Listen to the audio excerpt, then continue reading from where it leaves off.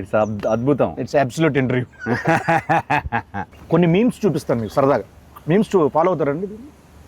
అప్పుడప్పుడు అంటే మీమ్ చూడంగానే ఇది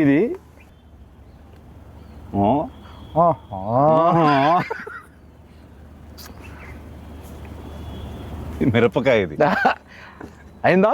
బాగా అయిందా? అంటే ఎస్. ఇది చెప్పండి. శివమణి నాకు కొంచెం మెంటల్. నా పేరు శివమణి, నాకు కొంచెం mental. They paid now. Oh no. Oh. ఇది బా ఎక్స్ప్రెషన్ ఏంటి బ్రదర్? అదే మరి ఎలా ఉంటుందండి? ఏంటి చెప్పు, తెలియదు నాకు. మామూలుగా ఉండదు.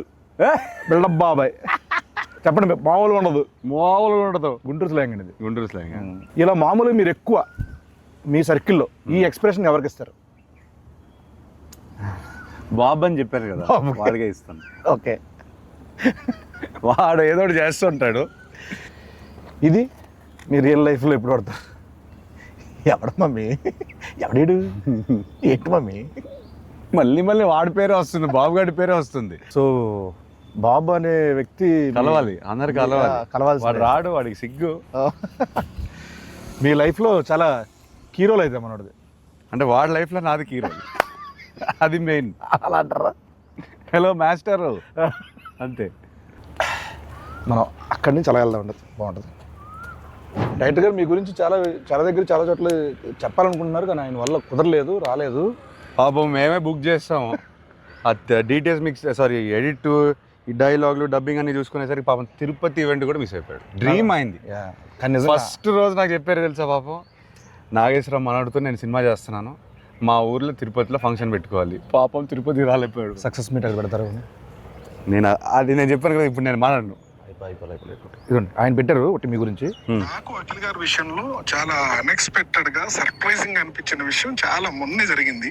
సో ఒక 7 days బ్యాక్ ఎడిట్ రూమ్ లో, అంతకుముందు ఎడిట్ రూమ్ లో చూస్తూ ఉన్నప్పుడు సడన్ గా సెకండ్ హాఫ్ లో చాలా కష్టమైన పదాలతో, చాలా టంగ్ ట్విస్టర్ వర్డ్స్ తో ఒక చిన్న బిట్ సాంగ్ ఉంటుంది. ఆ బిట్ సాంగ్ అంతకుముందు షూట్ చేస్తున్నప్పుడు వేరే వాయిస్ ఉండింది. సో ఎప్పుడైతే ఎడిట్ రూమ్ లో దాన్ని చూస్తున్నప్పుడు వాయిస్ చేంజ్ చేశారా తమన్ గారు అని వింటున్నా. ఒకసారి విన్న తర్వాత మధ్యలో డౌట్ వచ్చి మళ్ళీ సార్ ఒకసారి మళ్ళీ ప్లే చేయండి అంటే, ఆ ప్లే చేసిన వాయిస్ అఖిల్ గారిది. నేను అసలు ఆయన పాడిన స్పష్టత, ఆయన ఎంత పర్ఫెక్ట్ గా పాడిందో నిజంగా నిజంగా అన్ఎక్స్పెక్టెడ్ థింగ్ అండ్ చాలా సర్ప్రైజ్ గా ఫీల్ అయిన విషయం అది. ఫ్యూచర్ ఉందా? ఫ్యూచర్ కాదండి, మామూలుగా ఈ అప్రిషియేషన్స్ డెఫినెట్గా ఉంటాయి అనుకుంటున్నాను నేను. ఎందుకంటే ఆయన ఇప్పటివరకు ఎక్కడ చెప్పలా మాట. సో ఆయన మనస్ఫూర్తిగా చెప్పారంటే మీరు గట్టిగా ఇచ్చినట్టున్నారు.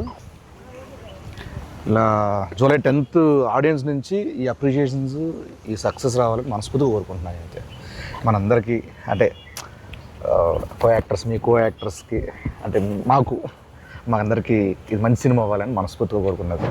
సో